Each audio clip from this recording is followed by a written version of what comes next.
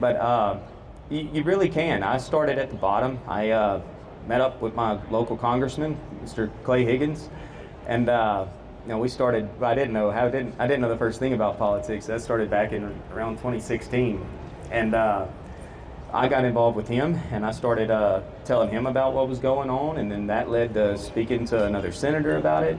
And next thing you know, the conversation starts happening, and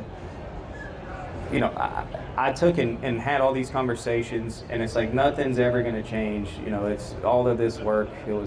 I don't know if anything's going to happen. And then 2020 through 2024 under the criminal investigations, which by the way I did get charged.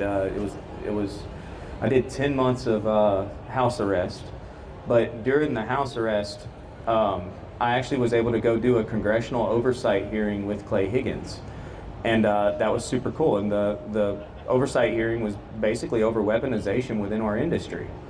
And don't worry, my attorneys advised me not to do that. Just did it anyways, and they helped me prep. But in doing that, what ended up happening was the Department of Justice came out and made a public statement that they were no longer going to go after our industry criminally anymore.